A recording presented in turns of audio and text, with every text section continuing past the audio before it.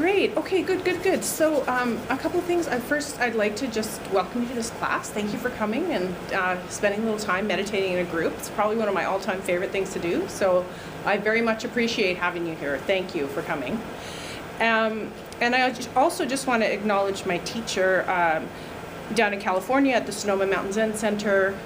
The teacher down there, Jack Kwang Roshi, is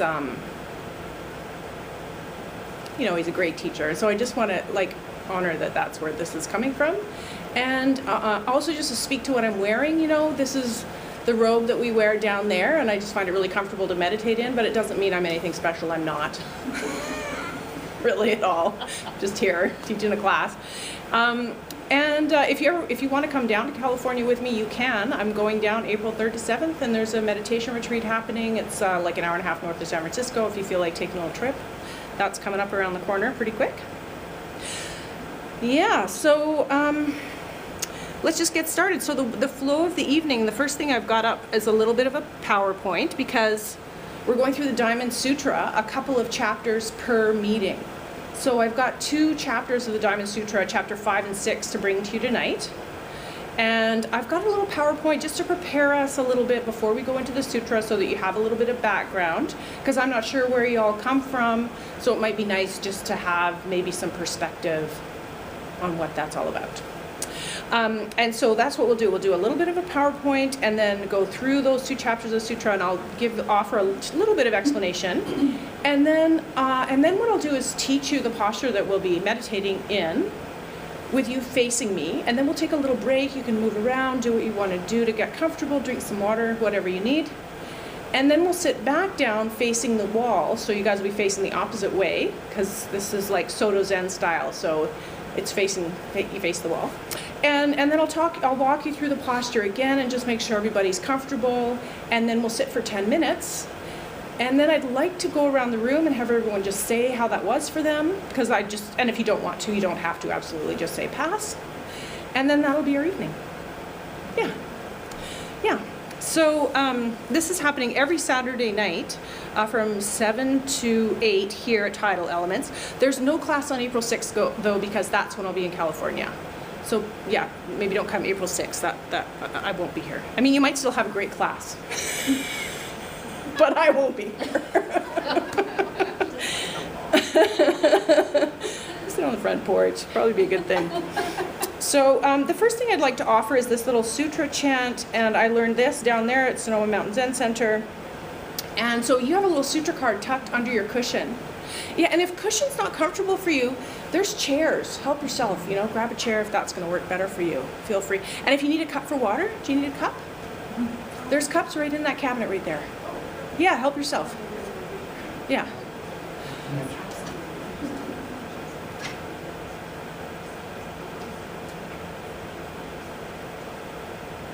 Yeah, so I'll give you guys a minute. So what we're going to do is we'll go through this sutra chant together. And traditionally, the way they do this is they kind of hold it like in kind of gasho. They call this gasho position, right? So your palms are together, elbows are kind of parallel to the floor, and you've got this sutra card like right in front of you here.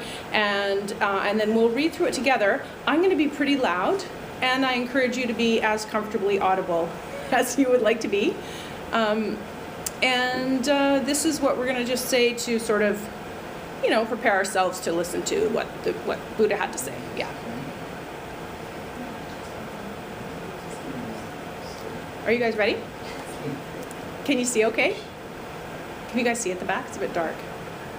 You're good? All right, so here we go. I'm going to take it pretty slow. And here we go. The Dharma incomparably profound and infinitely subtle is rarely met, even in 100,000 million kalpas.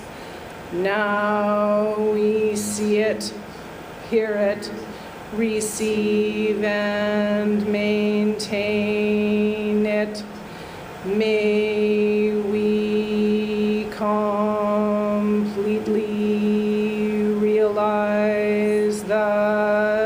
Tathagata's true meaning. Yeah. So, Tathagata is just another word for Buddha, and usually when people say Buddha, what they're talking about is Shakyamuni Buddha, who is the person who delivered this particular teaching of the Diamond Sutra. So that's what they're talking about. Tathagata means the one who neither comes nor goes. So as in like the fully enlightened being. Yeah. So Sutra chant. So this Diamond Sutra, what does that mean? So in Sanskrit, I'm not going to pronounce this again properly, but Vajrashadik Prajnaparamita Sutra. And what that directly translates as Diamond Cutter Supreme Consciousness Sutra. So the idea behind this sutra is that this was the teaching that the Buddha offered to help people break free of illusion and realize their true nature. That's what he was talking about. He believed, he saw, his understanding, his enlightened understanding was that we all might be a little bit confused about what's really going on. Might all be a little bit confused about that. And he believed that by setting our minds right, by aligning ourselves with Buddha mind, we could come to a place of a more complete understanding that would lead then to less suffering. Because of course his big question when he sat under the Bodhi tree and attained enlightenment was, how can I bring to end the suffering of life and death?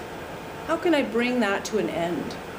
And so that was the full focus of his meditation.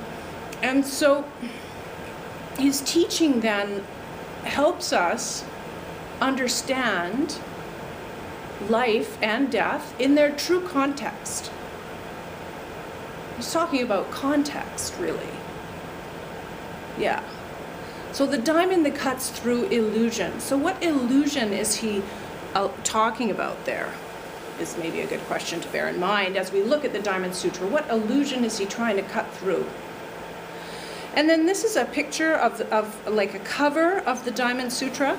And you can see there's a drawing here. It's not super clear, but this is Buddha in the middle. This is Subhuti, the character. He was an elder. He was a honored student of Shakyamuni Buddha at the time. And he was the one who brought forward the question that led to Shakyamuni Buddha teaching the Diamond Sutra. So that's what that is. The Diamond Sutra is the earliest complete survival of a dated printed book. There are older books, but not that were preserved as a copy that was dated. So it's the oldest one is dated May 11th, 868, and there's a copy in the British Museum. And it was first spoken by Shakyamuni Buddha in the Jeta Grove at Shravasti. And Shakyamuni, he lived about 480 BCE to about 400 BCE, so 2,419 years ago. And a little bit about Shakyamuni Buddha. He was born into a wealthy family. He would have been considered a prince in his time. His father was the leader of the Shakya clan, which is where his name comes from, Shakyamuni. And his father very much wanted his son to be a king, to ascend to the throne. And so the boy's name at that time was Siddhartha, right? So that's another name you hear in connection with Buddha. Siddhartha was his first name. And when he was born, they brought an elder in to meet this boy and kind of maybe prophesize about his future. And this elder said, okay, this person is either going to be a great king or a great sage who will completely renounce the world. And of course, the father knew which one he wanted to have happen. So he therefore decided that he was going to make that happen and separated Siddhartha from the world, to the point where he took all the sick people and old people out of the city nearest them and put them in a whole other location so that Siddhartha would never see sickness, would never see death, would never see birth. So, and that was how he lived his life until he reached adulthood, at which point he decided he wanted to leave the palace. And he went out and, of course, he witnessed in one day birth, death, sickness, and old age. And that was what led him ultimately to his quest to end human suffering. Yeah. So that's a little bit about his life story. And he did in fact renounce the world. He renounced his kingdom, moved into the forest, donned saffron robes, became quite a significant ascetic, and lived in the forest and practiced very, very difficult spiritual practices of the time, including, fasting to starvation and not drinking water and things like this. And eventually, I believe it was 6 years later, he did answer his question and then started to offer teaching. So yeah, and this is part of what he taught. So the great thing about, in my opinion, this particular teacher, he was just a guy. He was just a guy who had a life, who wanted us to suffer less. That was his bottom line. And he figured out a way to do that and then spent the rest of his life making that teaching available. Yeah. So this is a picture of what Jeddah Grove in Shravasti looks like today. You can see it's pretty green and beautiful. I think this foundation right over here, I'm pretty sure that was the Buddha's hut in this particular location. So he often taught here at the Jeddah Grove, and he had another monastery not far away from here as well. And so Shravasti is a city, it still exists. Here it is right here, right? This is Google Earth, I think I got this from. So right on the border between India and Nepal, right? Just in the foothills of the Himalaya mountains over here. Here's Kathmandu, right? Just to get oriented where we are. So yeah, Shravasti, 11,101 kilometers away. But you can go there today, and people do, and go and visit the Jeddah Grove, and it's part of a pilgrimage that you can do. So the rate of transmission, it took 4.6 kilometers per year to get here to Vernon. Yeah. Which is how we're usually thinking about things, right? We're thinking about things as being separate. Shravasti's over there, Vernon's over here. I'm over here, Gia's over there. I'm over here, Kat's over there. As separate individuals. Wouldn't you agree that's how we go through our lives? Yeah. And we see everything as kind of separate. I'm me, you're you, I have a body and mind, you have a body and mind. We're different. Yeah. Yeah, but that's not necessarily how the Buddha would consider it. From the Buddha's perspective, the rate of transmission is right now. It's right now. And so between Vernon and Shravasti, from his perspective, they're actually the same. They're the same. And you and I, same. And even everything in this room and everything that we're thinking and even our emotional life and everything else shares a common denominator, let's say it that way. There's a sameness to it. And that was the point of his teaching. So Buddha mind is another word for it is emptiness or suchness, or voidness is another word. So the version of the Diamond Sutra we're using is a translation by Alex Johnson, which you can buy on his website by making a donation to PayPal. He will email you a PDF that looks like this if you want to get a paper copy. And that's his website, diamond-sutra.com. And he's very kindly given me permission to use this in class. So the Diamond Sutra, the diamond that cuts through illusion, just to give you a little bit of background, is the sutra brings us to a realization of emptiness or voidness. This quality of emptiness that most of us have missed till now. Most of us have been dealing in the world where we're separate individuals, but from a Buddhist perspective, from Shakyamuni's perspective, that is actually not what's going on. He's trying to bring us to a more full understanding through this awareness of emptiness, or shunyata is what you might call it in Sanskrit, or suchness is another word for it. Emptiness, suchness.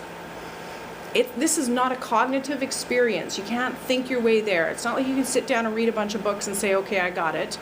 It's not like that. It does not depend on the thinking mind at all. And in fact, therefore, meditation, in meditation, we try to not think. No, of course we're going to think. In meditation, we are taking our awareness off our thoughts so that we can notice what else is going on. Because often we're very wed, our attention is very focused on the conditioned mind, the thinking mind. And that's how we go about our days. I'm me, I have a mind, I have a body, I think I'll go do this, and I go do it. Right? And so this is kind of a little bit of a radical shift in terms of our self-identity. Right? We're taking our self-identity off the small self and putting it on Buddha mind, like emptiness, shunyata. Yeah. So you can't think about it, and you can't talk about it, which makes it tricky to teach. Like here I am talking about this thing that technically I can't explain to you ever. Yeah. And so, but the good news is it already is. Like here it is right now in this moment. Here it is. All right. So I have a little animation. I was at home playing around with PowerPoint, and I learned a few new skills, and I'm excited to share them with you. So hopefully you like them. You might want to read these as they come up. Yeah? Okay, you ready? Here we go. So first of all, pink, one of my favorite colors. And I'm just going to be quiet for this part, and I'll just let them flash up there. And if you just want to read them, and I'll just be quiet for a bit. Yeah.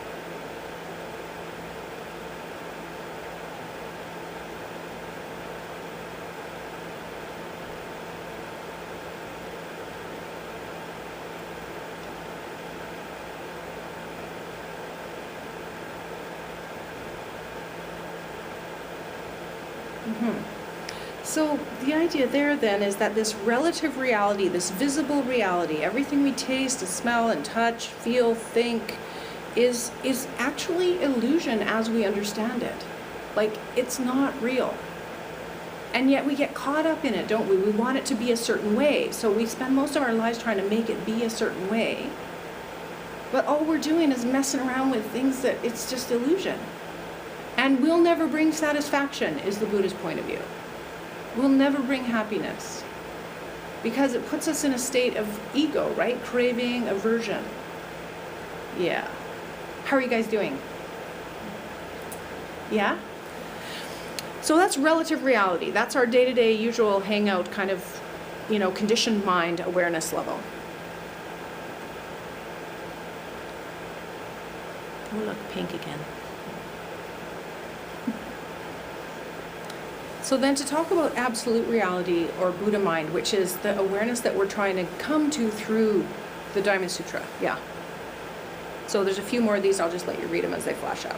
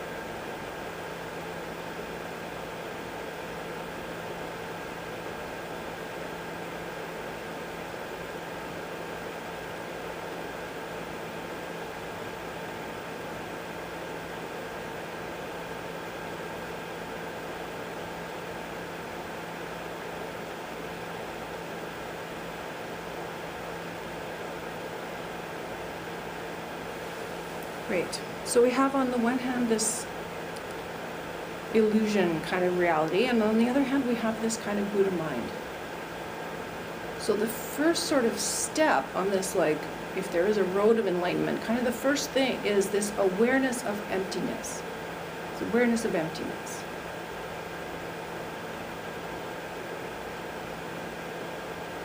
That you can't talk about, that you can't think about, that you can't get rid of, that you can't be away from. This just is what it is. Pink again. Yeah. So absolute reality, or Buddha mind, and relative reality, or day-to-day reality. This is kind of the next step. They're the same, actually. They are the same. So there's no separation. The emptiness is right here, right now. And you already are it. Like you already are it. Everything already is it. You're it, I'm it. And one thing that really helped me in meditation for this part was just noticing the inside and the outside of your body as you meditate. The inside and the outside. Are they the same or are they different? Another thing that really helped me a lot was this idea from a Korean Buddhist master who is dead now, and I can't remember his name. But he had this really, really simple explanation. He's like, you guys all remember animal crackers, right? You know animal crackers? They all look different, right? But they're made from the same stuff, right? You open up the box and one's a tiger and one's a lion, and oh look, there's a horse and there's a giraffe. But they're all made from the same stuff, yes? And this is kind of a similar sort of experience. It's like, oh, they're all the same. It's all the same. Yes? Similar, yeah. So there's no separation, and there's actually no opposition. There's no opposition. And this is it. So first realizing emptiness, but then realizing that emptiness is what it is. So this paper, this cup of water, this camera, it's all it. Yeah, that's what Buddha is trying to bring us to in the Diamond Sutra. It's all it already, including you. Yeah, yeah. Okay. So then I would like to read this to you.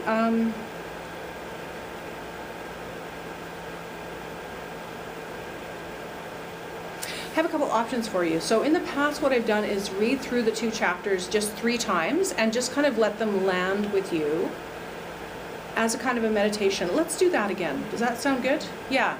So what I'll do is I'm going to read through chapter 5 and chapter 6. I'll go through them both 3 times. I'm going to invite you to get comfortable, close your eyes, and just kind of let the words sort of land with you however they land, without interpretation. How are y'all doing back there? Do you want some chairs? Yeah? Yeah, whatever you need to do to feel comfortable. It's really good. Okay. Chapter 5 and 6, Diamond Sutra. So again, he's talking about this theme of emptiness, Buddha mind, and what it is that our lives are made of. What are we dealing with here, actually? Yeah. So, Subhuti, what do you think? Can the Buddha be recognized by means of his bodily form? No, most honored one. The Buddha cannot be recognized by means of his bodily form. Why? Because when the Buddha speaks of bodily form, it is not a real form, but only an illusion. The Buddha then spoke to Subhuti. All that has form is elusive and unreal. When you see that all forms are elusive and unreal, then you will begin to perceive your true Buddha nature.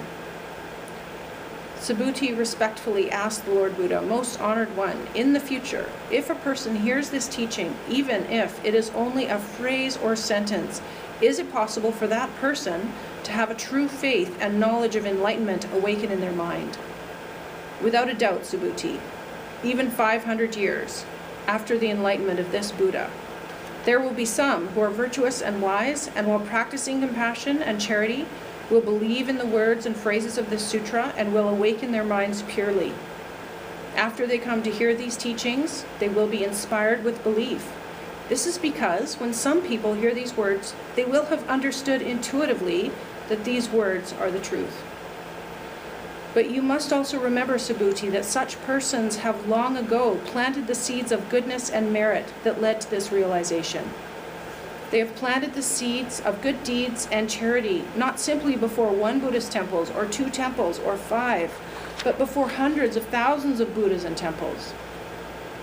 So when a person who hears these words and phrases of this sutra is ready for it to happen, a pure faith and clarity can awaken within their minds. Subhuti, any person who awakens faith upon hearing the words or phrases of this sutra will accumulate countless blessings and merit. How do I know this? Because this person must have discarded all arbitrary notions of the existence of a personal self, of other people, or of a universal self. Otherwise, their minds would still grasp after such relative conceptions. Furthermore, these people must have already discarded all arbitrary notions of the non-existence of a personal self, other people, or a universal self. Otherwise, their minds would still be grasping at such notions. Therefore, anyone who seeks total enlightenment should discard not only all conceptions of their own selfhood, of other selves, or of a universal self, but they should also discard all notions of the non-existence of such concepts. When the Buddha explains these things using such concepts and ideas, people should remember the unreality of all such concepts and ideas. They should recall that in teaching spiritual truths, the Buddha always uses these concepts and ideas in the way that a raft is used to cross a river. Once the river has been crossed over, the raft is of no more use and should be discarded. These arbitrary concepts and ideas about spiritual things need to be explained to us as we seek to attain enlightenment.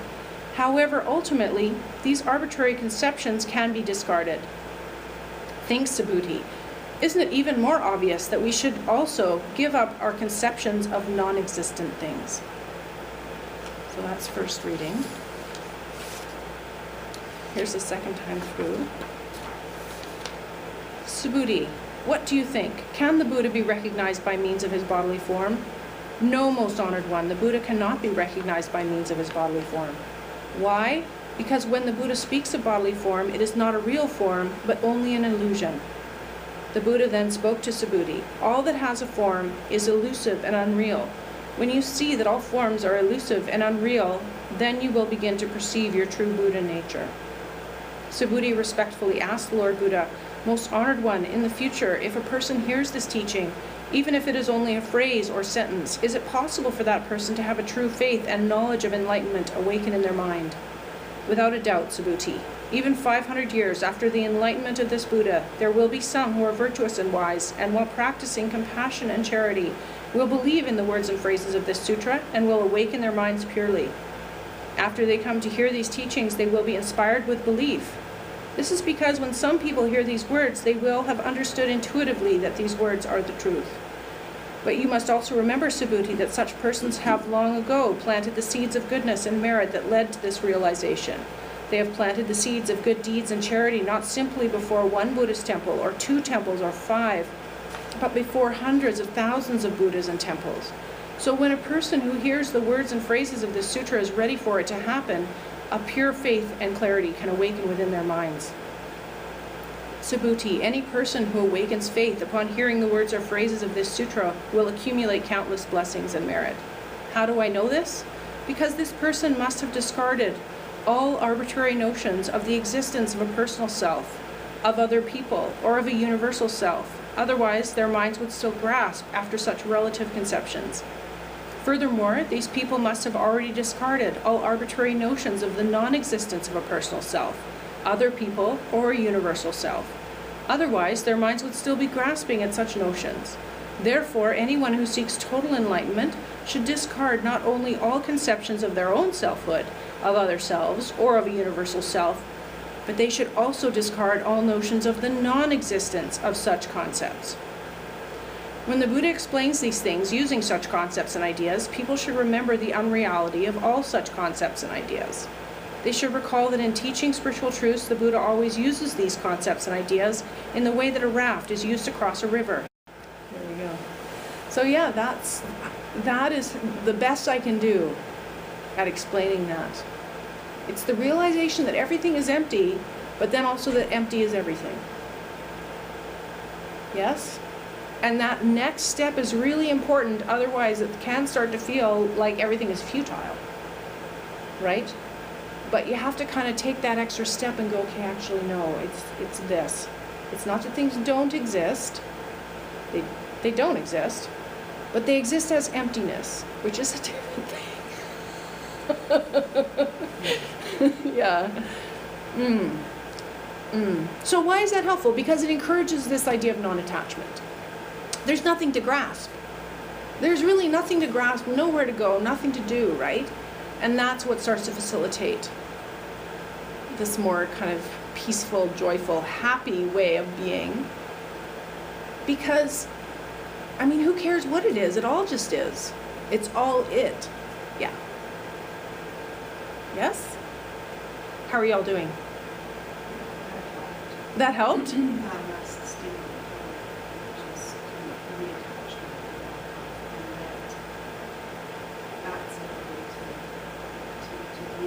It totally is, yeah. Yeah, exactly. And so non-attachment becomes not something that you practice, it becomes something that spontaneously arises from the realization that everything is it. Everything is it. Yeah.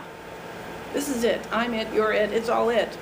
This moment is it. Every thought we're having, every emotion, everything, everywhere is Buddha mind already. Yes. Yes? Okay. I feel like we could at this point, what about if we stand up, move around, have a little drink of water, move your body, use the bathroom if you need to, and then when you come back, we'll turn and face the wall. I'll walk into the posture and we'll sit for 10 minutes. How's that sound? Yeah? Good.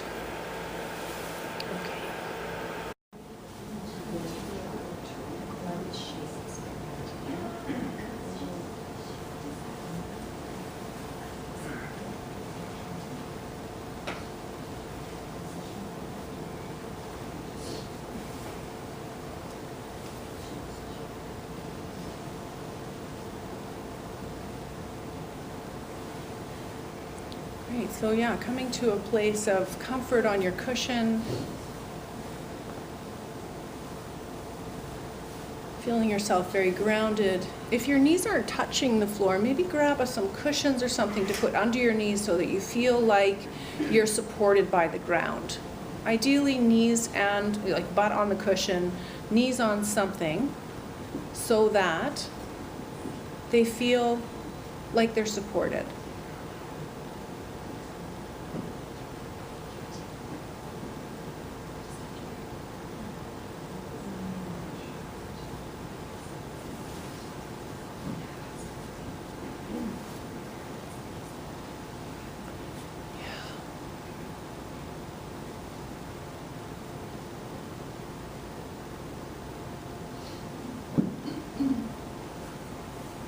Great, yeah.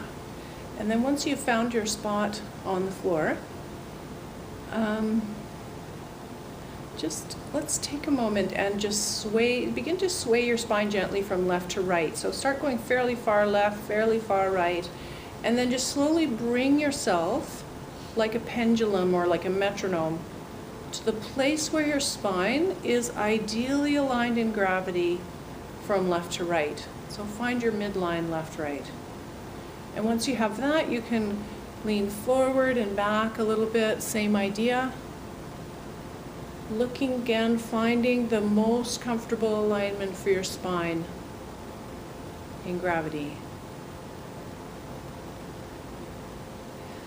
Great. And making sure your hips and knees feel supported, spine feels aligned. Then coming up to your armpits and feeling like you have a couple of eggs, one tucked into each armpit, so that your arms are just slightly engaged. They're not kind of flopped by your sides, they're loosely out to the side. And then with your hands, we're going to form this cosmic mudra. So take the fingers of your left hand and place them on top of the fingers of your right hand. And then let your thumb tips meet very gently in the middle, as if you were holding a piece of paper between your thumbs. So your fingers and thumbs should make kind of an oval shape, and you can pick it up and look at it and just make sure that's going on, that you have left fingers on top of right fingers, thumbs barely touching. And then your thumb should rest at the level of your navel or maybe just slightly below. And then tucking your chin in slightly so that your ears are over your shoulders. And then with your eyes looking straight ahead and then dropping them down at 45 degrees so that you're looking at the wall or the floor in front of you. And let your eyes close slightly so that they're not entirely closed, but you have a very soft gaze looking at the floor or the wall in front of you. So this is the posture we'll be using, and you can just throughout the 10 minutes notice how your posture is doing and feel free to make adaptations or adjustments as the time goes on. And I'll set a timer for 10 minutes, so you'll hear it ding at the beginning and then you'll hear it ding at the end. And that'll actually bring us to the end of our class, as it turns out.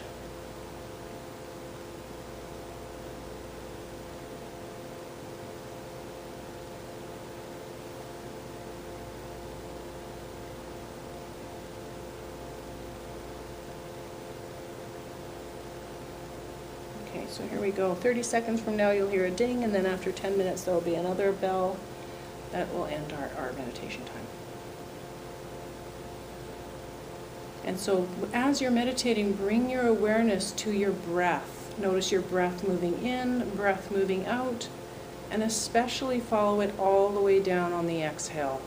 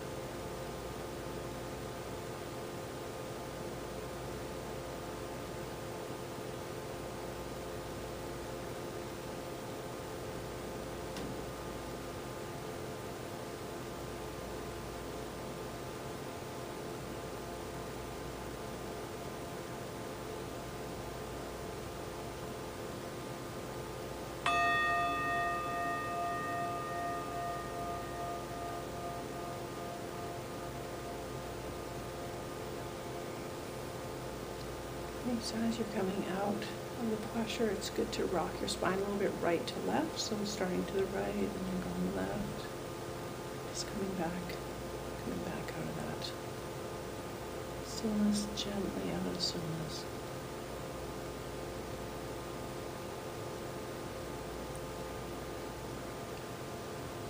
And then, traditionally, Zen, the next thing to do is you want to kind of straighten your cushion and give it a little fluff up. Let the blood back into your legs if that's happening. Fluff up the cushion, dust it off. And then when you're ready, just stand and bow to your empty cushion. And then turn around and we'll face each other and we'll bow to each other too when you're ready. No rush.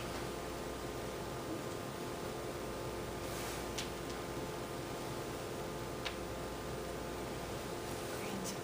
Thank you all. It's nice.